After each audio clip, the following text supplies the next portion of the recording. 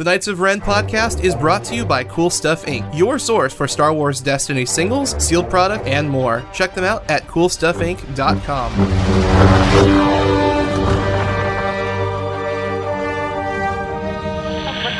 Show me again the power of the darkness.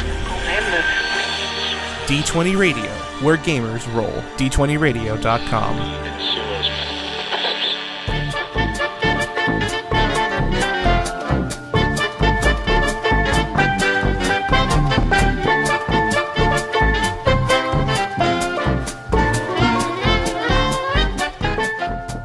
Welcome back, ladies and gentlemen, boys and girls, to the Knights of Ren, episode 510. This week, we are going to be doing things a little bit differently. So we sent the rest of the team off to Starkiller Base to take care of some business with Lord Kylo. So this week, we are going to be doing an interview with the Destiny Council, and I am so excited to have them on the show to talk about their decks from the regionals that they've placed in. Also, a little meta discussion, cards that they think are going to be interesting and are currently underplayed, and a lot of very interesting and high-quality stuff. So we're going to dive right into that. But before we do, I would like to shout out a big thank you to our newest Patreons, Thomas Bergman, William Jolly, and Cyclos. Thank you so much for helping support the Knights of Ren. Without your help as Patreons, none of what we do is even possible. So thank you to all of our new Patreons and to everyone who supports us. If you're not already donating, please consider helping us out, because even just $1 a month helps us get to all of the events that we do our live coverage from. It helps pay for the podcast, all of our hosting fees, all of the stuff that we need to help taking care of is provided by every single person who helps us out on Patreon. So thank you very much. And let's just jump right into the interview with the guys from the Destiny Council. We have a very special group of guests, and that would be the team from the Destiny Council. How is everybody doing today? Doing great, guys. Doing good. Doing well. So tell us a little bit about yourselves and about some of the decks you're playing right now. Well, I guess I'll go first. I'm John.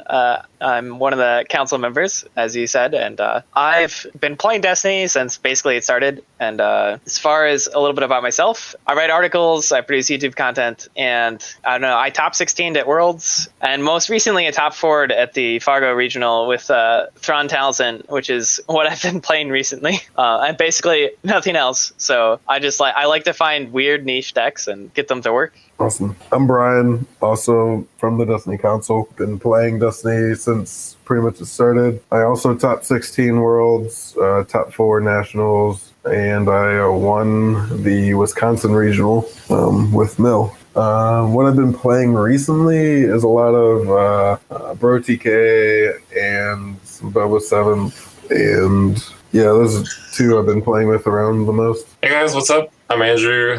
I top-rated Worlds along with the other guys from my group, and we basically had a good time just chilling, getting to know each other. Lately, I recently top 4'd the Wisconsin Regional with Poe Hondo. Basically like taking decks and putting a different spin on them and really just trying out new things with old combos, and definitely it used to be a dedicated Han-Ray main and it's kind of carried over. I enjoy like combo mixed with like aggression and playing into like heavy disrupt and stuff to control the opponent. But yeah. Hi, my name's Luke.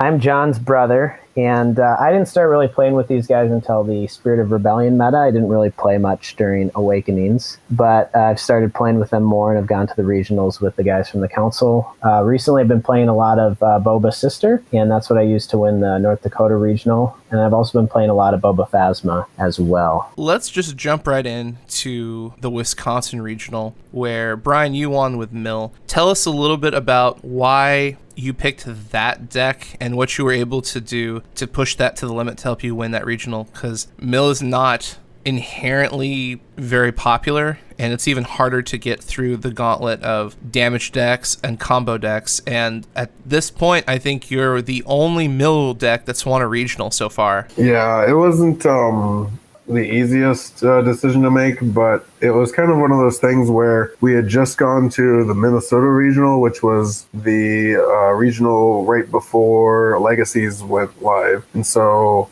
we didn't have much time to prepare for the Wisconsin Regional, maybe 2 weeks. And we were really just focused on the one in Minnesota. And then, so I knew from that previous meta that the Riken Mill was still a good deck, even with, Poe Ray, and then the Kanan Qui-Gon decks. And so it was just one of those first decks that I was like, hey, can I make this work? Any of the new cards, like Scrap Heap and stuff, does this make it better? And, I played it with some really unoptimized lists, and it was doing really well. And as I got more and more like honed in on like the correct list, it was, really annoying to play against and kind of really dominating our play testing. And then I think the week before regionals, I got second place at a different tournament with like a somewhat similar list. And so I made a few more changes. And I mean, I really didn't think people would be expecting the deck, and a lot of people didn't really know how to play against it. And I just thought that surprise factor, along with the strong testing, is really what came to the conclusion of playing the deck. So were you guys working together as a team to craft the mill deck for that regional, or was that more Brian doing his thing and he just performed extremely well? Well, it was kind of weird because for like the Minnesota regional, we all kind of played the same thing. We're all kind of set on Qui-Gon Kanan. It was kind of like our baby deck. And then for the new, like with Legacies coming out, we all kind of like branched out and tried different things that kind of fit our personal play style. And, John was playing Thralzin, and, there was also like Army of One, and I think Poe Hondo, Andrew was playing, and Will was playing Poe Hondo as well. And I don't know, I just really enjoyed the mill deck, and that was just kind of my thing.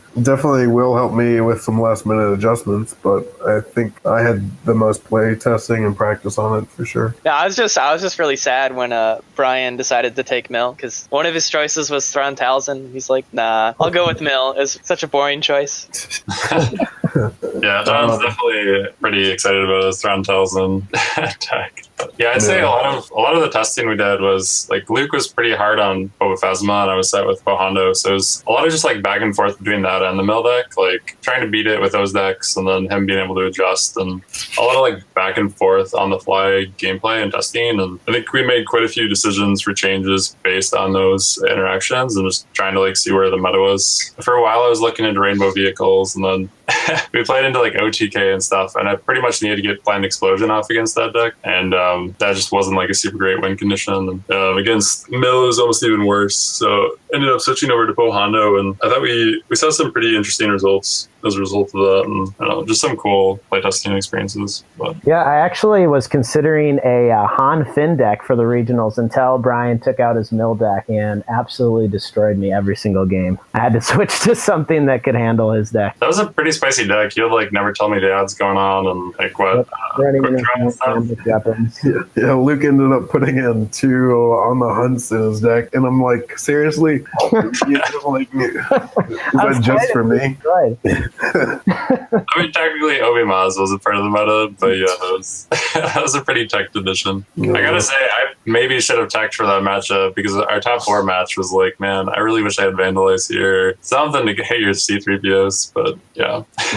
I think some last minute changes that I really made was putting in 2 fallbacks instead of just 1. It was just one of those cards where it was such a great like blowout and like finisher in games that the games I drew it, it was easy, and then the games I didn't draw it, it was like pretty tough, and the games where it's like towards the bottom of your deck is like really devastating. So I was like, well, I'd rather just have more consistency in drawing this when I need it. So I'll run 2, and then I also added in a second Scrap Heap as well, so I could make sure I could always afford to play the fallback when I needed to. And that in Hyperspace Jump. And then I think Will convinced me on my removal sweep.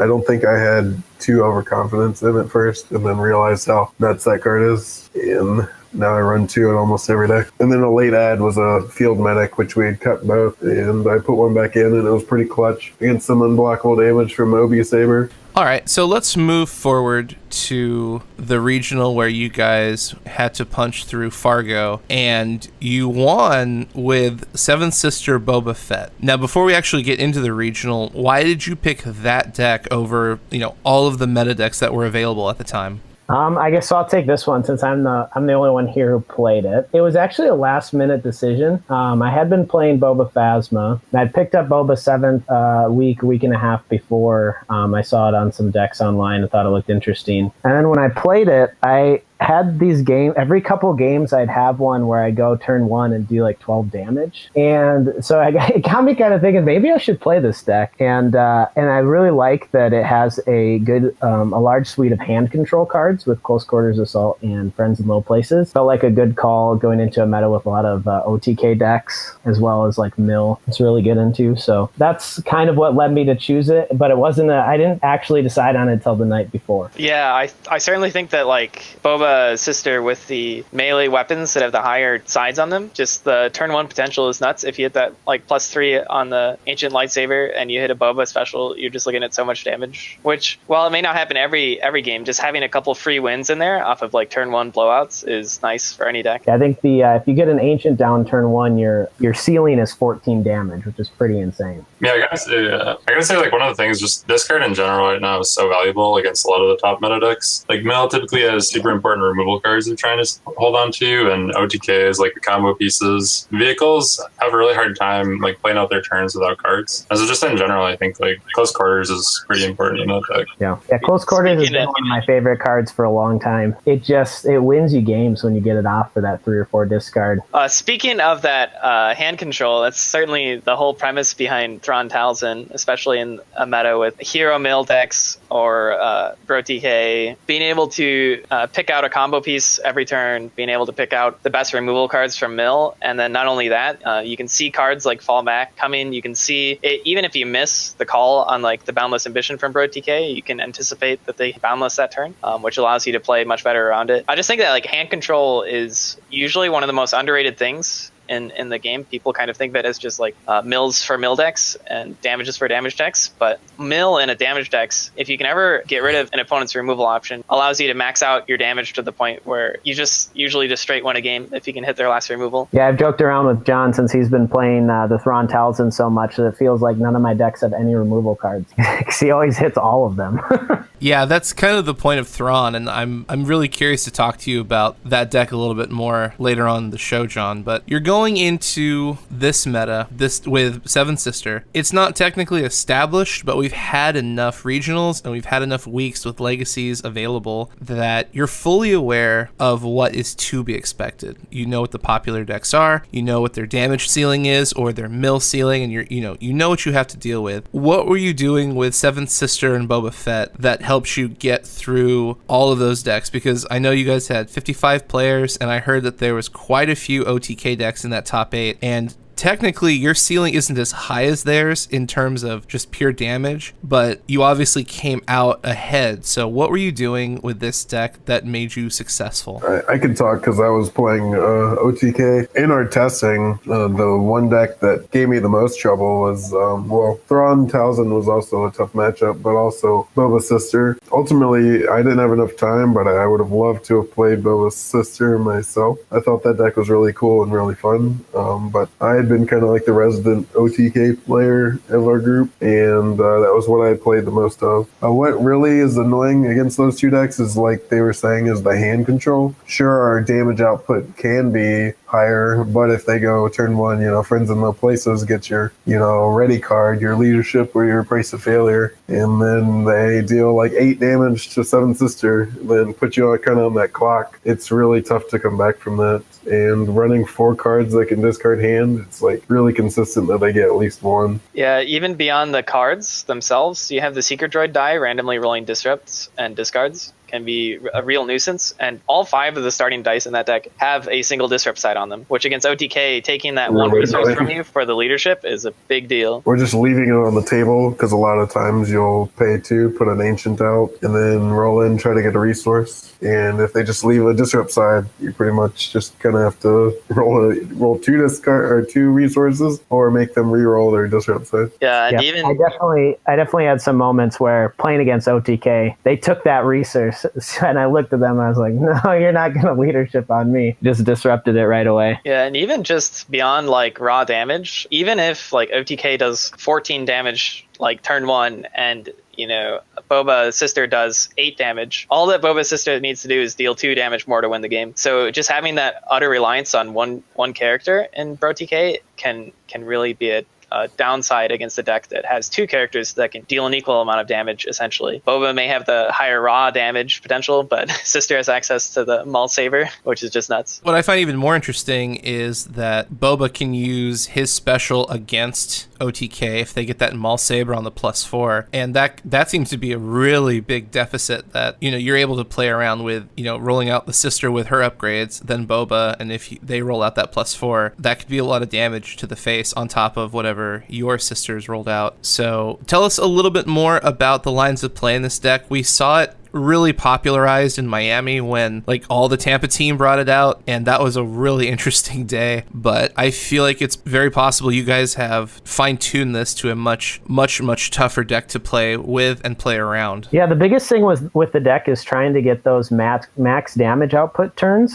Where you can get the Ancient on the +3 and hit some Boba specials, which is a big reason why all the hand controls in the deck. You can go turn one. Turn one, friends in low places is about as good as you can get, because if you can hit their only removal card for the turn, then you can just try to reroll into as much damage as you possibly can. And that was also the idea behind slotting one Abandon All Hope in the deck as well, was to just start a turn by erasing your opponent's resources, so that now if they only have removal that costs a resource, they're not going to be able to affect your dice unless they go and take resources later in the turn, which you may be able to disrupt anyways. So really trying to limit their hand options so that you can try to get as much damage as possible is what you're trying to do. And I definitely had, I think almost half my games, I had turns where I did 10 plus damage in a single turn, just by getting those Boba specials. Vibro Cutlass is another one that's just insane if you can get it on Boba. Playing against my cousin the other day on TTS, all he had was Boba with a Vibro Cutlass, and he did 12 damage to me.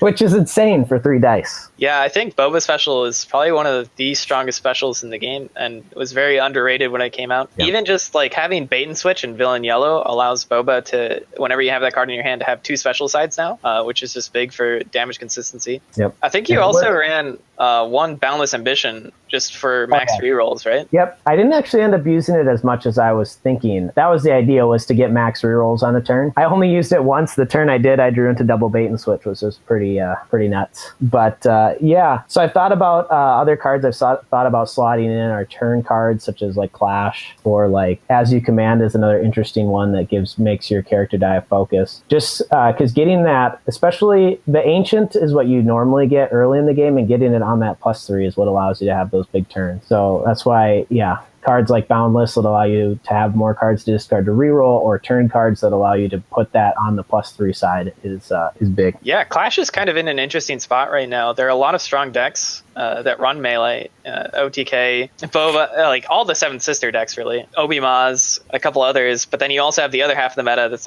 Hero Vehicles, Hero Mail, all these other decks. It's why am I running this card again? I mean, then it's still a use the force, but it certainly loses a lot of its value. Yeah, I think Boba Sister really just has so much innate control. Aside from the discard, it also has a disrupt on every single die you start with, and that's really the other side of the coin of controlling people. If you can control the resources, you can typically control if they can remove your dice as well. And there's only so much zero cost removal in the game, so pushing people down to minimum resources is a pretty effective way of making sure you can deal damage. So give us just a really short recap of the event, since you went undefeated, which is pretty impressive. Well, the first few games were pretty easy. I didn't really face what would be considered a meta deck until round 4, which is when I faced my first OTK. And first out of 4, actually, because I faced it 3 times in the top 8. And those matches were all pretty easy, actually. Just being able to keep them off of their combo pieces pretty effectively with the disrupt and discards, plus being able to deal a lot of damage, makes it tough for the OTK player unless they can get things to go their way right off the bat. I also played a number of mirror matches, actually, both 3 games against Will, both in the Swiss and then in the final, as well as a game against another player. And all of those games, I was able to get off to better starts, and really, once it got going, they fell too far behind. So I honestly didn't have very many close matches on the whole day. I think my closest one was against a Sabine Ezra that killed my Sister turn 2 and then hyperspace jumped me, but I was still able to kill Sabine the next turn, and at that point, It wasn't so hard closing it with Boba. I think one of the keys to the deck is placing your early weapons on Boba, because your opponents almost always go for Sister just because of the threat of Maul's lightsaber. And if you're putting your weapons on Boba, then when Sister dies, you typically have a loaded up Boba who's pretty hard to deal with. But yeah, I don't know. Of course, whenever you go undefeated, things went your way as well. So I was rolling pretty hot for most of the day. I rolled the big rolls when I needed them. So I don't want to give myself too much credit. There is an element of luck anytime you go undefeated in a tournament with a lot of good players. Yeah, I believe you said your Ancients probably should sell for like $100 on eBay. Yeah, my Ancient. I think I might have been using the same die for the most of the day, but it rolled +3s like a champ, which obviously helps a lot. I wonder if that's the Ancient that I traded you. Dang. You got to sell that tier 1 tournament winning Ancient. Yeah. So now that you've come back from the regional, are there any adjustments you would make to the deck, knowing what you know now? I think the 2 slots, well, one is I might put in a second Vibro Cutlass instead of the Heirloom, just because I think getting the Vibro Cutlass on Boba is so nuts. It's a card that, for the most part, is overcosted, so in a lot of other decks, it's not worth it to play. But when it's not only giving you its high size, but increases Boba's special output, I think it's worth having at least 1, maybe even 2 of those. And then the flex spots I'm thinking about are the Abandon All Hope and the Boundless Ambition. The Abandon All Hope just depends on what decks I expect to face. It's less good against the villain decks because they can run a lot more zero-cost removal, in which case it doesn't really have the effect it's supposed to have. So if I'm expecting to see a lot of villain, I might slot that out. And then Boundless Ambition, like I said, wasn't quite as useful as I thought it might be. And the cards I'm playing around with putting in are the turn cards, like Clash.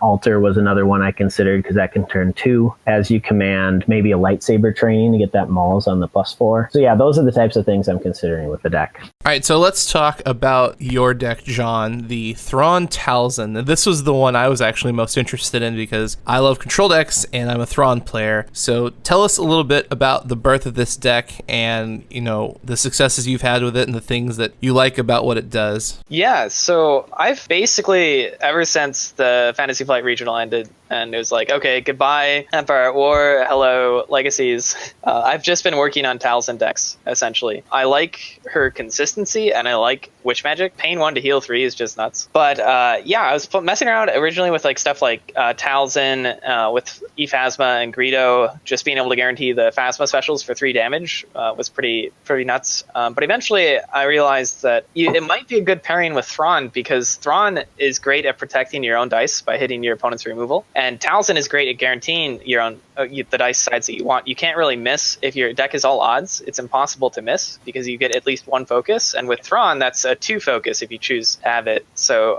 I started messing around with the deck, and basically what I found is it's really good at keeping its characters alive with heals, Force Illusions, and solid control. And then around turn 3, if you hit their only removal card for that turn, you can max out all of the damage on your dice and basically kill your opponent's key character. And I was just having a lot of success with it in testing. It certainly struggled against decks that could cheat in a sense.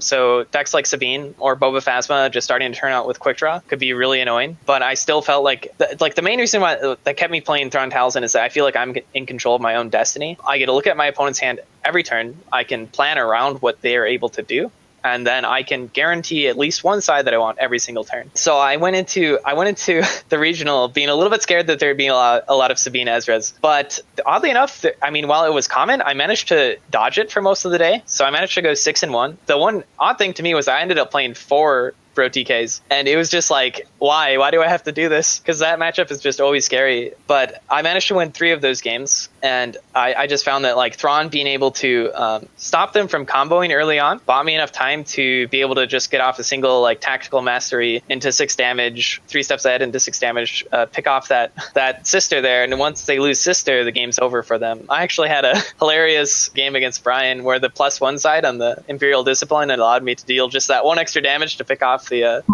the Seventh Sister. But yeah, I made it to top 8, won my round of 8, and then top 4.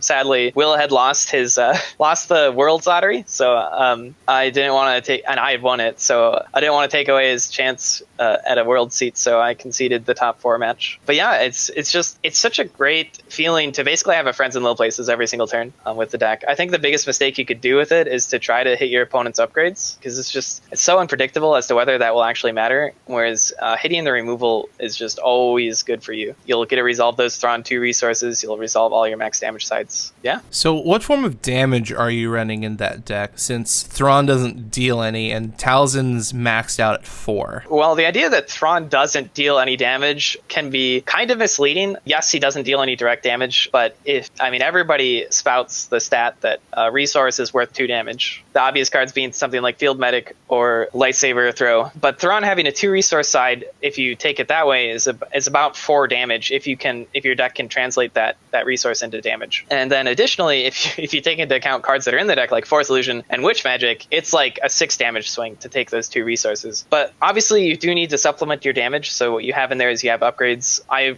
run the 4 melee redeploy upgrades at 3, so that's the C6 Riot Batons and Heirloom Lightsabers. Those are the biggest ones that I want to see, because the redeploy is just such a key aspect of just not losing the game randomly when Talzin dies. So you feel a lot safer in games where you have redeploys. Even if your opponent cheats through some damage, Thrawn will now have 3 redeploy upgrades on him. But it's also supplemented with cards like Rocket Launcher and Force Wave. So then basically, while you only have 5 dice that deal damage, Thrawn makes it so that they can't remove any of those dice. And when you hit with, for 3 on an heirloom, 3 on an heirloom, and then a 2 and a 2 on Talzin, that's 10 damage. That's probably going to kill someone. Very neat. If someone were listening to this and they said, I really want to play that deck, what kind of tips do you have? Because that does not seem like a very easy deck to pilot. Yeah, I guess the biggest one is don't give up. Every time I play a new deck, I tend to struggle for at least a bit until I've kind of caught on to how I need to call against the deck. The biggest advice, which I've already stated, is don't try to hit upgrades. Just try to hit their removal, and always pay attention to their resource count. On turn 1, it's almost always best to call 0. People are mulliganing for their 0 cost removal, and they're mulliganing for their 2 cost upgrades. So when the Bro TK goes first action, plays their 2-drop on Seventh Sister, it's usually best to call something like a 0. It can be scary to leave that 1 out there because they're kind of likely to gain resources, so you have to keep that in mind. But against most decks, look at what they've done. If they still have a resource, consider the worst 1 cost resource removal that they could have, and then just call based off that. Against Hero Yellow, it's really important to realize that while easy pickings is scary, so you might want to call 1 for that, it's actually really easy to avoid with Talzin. So if you activate Thrawn and you don't roll any of the same sides, I'd advise calling something like 0 to pick out cards like Hasty Exit or stuff like that, rather. And then if you see the easy pickings there, you can just, when you activate Talzin, your 1 die turn can ensure that you aren't showing any of the same sides. Yeah, and then beyond that, just you have to count cards in your opponent's deck, like discard pile. Most people, if they bring popular decks, are going to be running very similar lists, so you can kind of get an idea of what removal they have remaining. I think it's just, if you want to master Thrawn Talzin, it's all about controlling your opponent's removal. So get good at that, get good at anticipating what removal is worst for them to have, and then get it out of their hand. Awesome. So let's talk a little bit about the meta. There is a lot that is being discovered. I think there's still a lot out there to be discovered. How do you guys feel about where the game is at the moment? I think the game's in a really good spot in the sense that there's a lot of viable decks in both hero and villain, a lot of good characters. I think Legacies really was a great set in the sense that there's so many characters from that set that are being played. I know in Empire at War, it seemed like there was only just a few viable characters, but Legacies really opened up a lot of new character pairings, and we're seeing a lot of this meta kind of shift back and forth. We started with, a lot of big little pairings, like Obi-Wan's starting out, and then middle with Hondo, Poe, and Hondo, Yoda, and then people kind of adapting to that and playing like Sabine, Ezra, Sabine, Yoda. There's just a lot of great decks out there, and I'm sure, like you said, there's more to come. One things I I guess that I would criticize about the meta is that it's kind of become another one of those aggro metas where like who can do the most damage turn one, and games are decided really quickly. And I think that'll kind of adjust as well as people realize they can't run decks without zero cost removal or cards that prevent me from dying turn one, because Boba 7 can just kill you turn one and then game's over. Same with like Bro TK. I think a lot of people are going to be running more cards like Friends in Low Places. And the one deck I really don't like to play against is Sabine, just because there's not much you can do when they go roll in, ambush, never tell me the odds, running interference, shake my hand already and get up and leave. But overall, like I said, it's a great spot for the game with a lot of good decks. I think there's a bit of a cyclical thing going on right now. I actually started picking up Hondo again, and it's kind of funny because Luke and I were playing the other night, and I was doing pretty well against his Boa 7s list, and that was exciting for me. I think a lot of the decks that are super combo reliant now are running really resource dry, and so it kind of feels like a new place where like Hondo could come back into the meta, or maybe you could see like some interesting innovations where decks that do well against like low resource costed curve decks that are just like trying to maximize damage turn one could come back into the fold and kind of like counter that. Like maybe Boba Phasma is really good against some of these lists too, or you see like some of the more bursty decks that don't necessarily have a combo plan but are just like all about the early aggression, and then they could like cycle back to vehicles. And I really kind of like this side of the meta where you see kind of like already it's starting to like potentially turn to the circle of life where it's like, all right, this eats this and this eats this, and just kind of like turn around. Yeah, I guess overall in general, I think there's a lot of different and interesting decks that have caught my attention. And one of the biggest things is that whenever I'm playing a deck against like Luke or John, they bring out something new and I'm like, oh, that looks pretty bad. And then half the time it's actually really quite good, which hasn't been the case in a lot of metas. Typically you can kind of like write something off, or at least you used to be able to. Like, well, the character pairing doesn't look quite good enough, or there's not quite enough going on with that pairing. But right now there's so many solid pairings or solid characters, as Brian was saying, that it's almost like you can tie any two of them together and just like create something entirely new, which is a really exciting feeling. I actually built a Kanan Chewie deck at our last Monday night tournament, and it was really funny because I played a couple of Boba 7s and I was just like, man, they roll that Maul Saber in and you just like deal 4 damage. And I was running interference, of course. So you resolve that Chewie special, flip to the 4, deal 4 to their 7 sister, and then proc running interference so they can't resolve dice, and you can like remove it on the next action. So like all kinds of crazy combos like that where you're like never really would have seen that coming or happening in any other meta than this one right now, where like all of a sudden Chewie is actually quite good. And yeah, it was just been some cool things like that where it's like, dang, I really like this. Yeah, I think one of the best parts about the meta right now is that the top decks are not so good that decks that might not be quite at the top of the meta can't compete with them. I think maybe the only exceptions to that being Bro TK and Mill really have a lot of matchups where they just smash the opponent. But most of the other decks in the meta are beatable by all kinds of decks. Like I mentioned earlier, I was playing Finn Han for a while and having a lot of success with that. There's just all kinds of good character combinations right now that you can throw together and do pretty well with, even against some of the top meta decks. Yeah, I certainly think that you need to look no farther than the regionals results to realize that we have a pretty healthy meta. Every regional has a different top 8. I mean, Heroes have been dominating a lot of the regionals, and then Fargo comes along and the top 8 is like 7 villain decks or something, or 6 villain decks, I believe, like 1 Sabine Ezra and 1 Zeb Yoda or Zeb Kanan snuck in.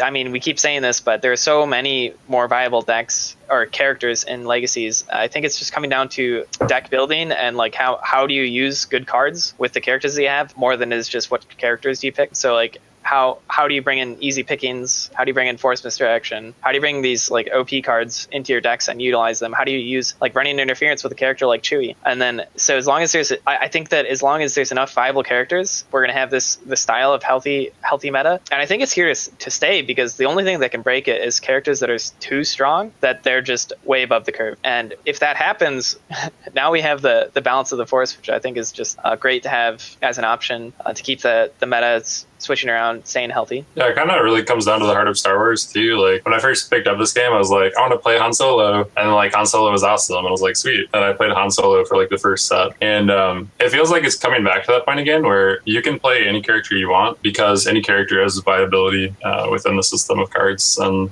just like finding a way to make them work or pushing them towards their strengths. It's just a really exciting feeling because, yeah, you can like play what you want to play, and that's just good for any card game. Most everyone's looking at the current meta and what is being played and how to get around it. But I'm curious to talk to you guys about what you think hasn't been played that could become very meta strong. I guess my first vote would be Hero Melee, Hero Blue Melee. I mean, there are some of those decks out, but I'm talking about more like the Shoto heavy melee decks. They're kind of risky to run because they typically are slower to set up, and then they set up Shotos on a character and it can get blown out of the water by a character like Sabine or an OTK deck. But Blue Hero Melee has access to a Shoto, which is the most insane upgrade in the game. Once you get two of them, the sides on it are 2, 2, 3, 2, 2 on a two cost upgrade, which is just insane.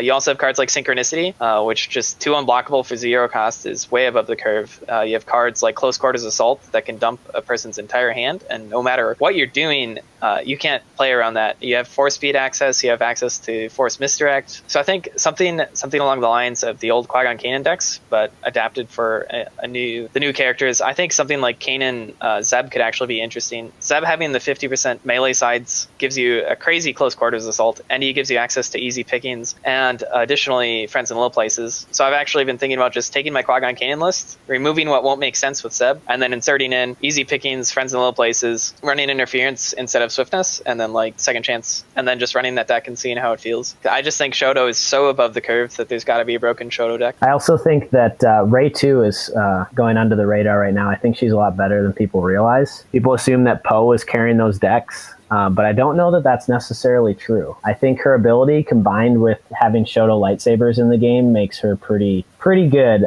especially if you can get a deck that can ramp really early and get those 2 blue upgrades on quickly. I could actually see Bala coming back into the meta. There's a lot of like 3-wides in a sense right now, like OTK specifically, vehicles. Those 2 decks both like have a pretty fragile lineup when it comes to untaps. It's like it'd be pretty interesting to see if they could like run the removal suite where they can like Friends in Low Places, the easy pickings and stuff, so they can set up their 2s, or maybe even run probe like a lot of decks are running right now. I don't even know that you go Mother Talzin in the deck. I think like old Night Sister could be better at this point, and really just push for the old Rainbow 5s build with a few improvements.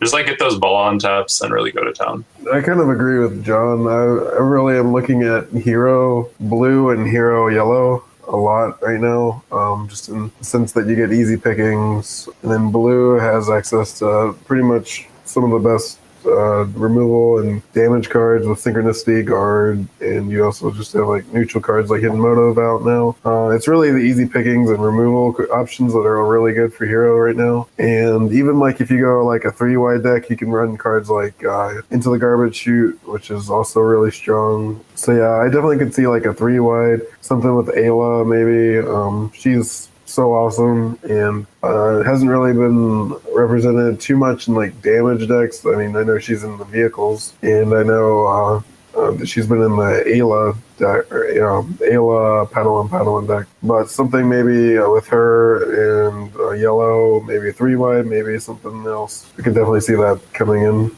All right. Well, you guys, thank you so much for coming on. We really appreciate your time and your insight into the game. Tell the listeners where they can find you guys. Yeah, well, thanks for having us on. We can be found at destinycouncil.com. We also have a Facebook page that is, once again, the Destiny Council, and we have a YouTube channel, which is, once again, the Destiny Council. But I guess the main outlet for our content would be the website. We post an article or 2 a week, and we try to link all of our YouTube content to it as well. So, yeah. Great. So everyone who's listening, check out the Destiny Council. These guys are really nice. They're fun to hang out with. We hung out at Worlds for a little bit. They know their stuff, and it's just really refreshing to see not only inventive decks, but success with those, because that means that, the meta isn't just defined by 1 or 2 players, that multiple decks can make their way out, multiple players and player styles can be relevant in the tournament scene, especially as we're all getting ready for Worlds. And that's great because we've never actually been at that point since probably Awakenings last year. Yeah, Awakenings was the good old days. I loved Awakenings. I want my Poe Ray back. I want to go all in, play that one with the Force. I can't say that I miss being mind probed out of nowhere and Force Throw. I don't really miss those days. Yeah, I don't know. Poe 1 was pretty darn good. I don't miss those days too much. You don't miss Pomas? Gosh. But Wait, what about Rainbow Nines? Wasn't that a great deck? Dude, that deck was fun, man. Jeez. Fun for you. That deck was pretty spicy, too. I I played, tried so hard to name that deck. played against it at Nova, and a guy went turn 1 double boundless for like 14 damage. Cool. Sounds balanced. Good, Brian. Come on. Yeah. I just sat there for like 10, 15 minutes because he like meticulously resolved each die very slowly and took like 15 minutes and then basically ended the game. I was like, cool. I'm going to check my phone here while you continue on. Well played. Gosh. All right, well, that is the end of the show. So thank you for joining us, guys, from the Destiny Council. Thank you, everyone, for listening. We'll see you next time, and may the Force be with you.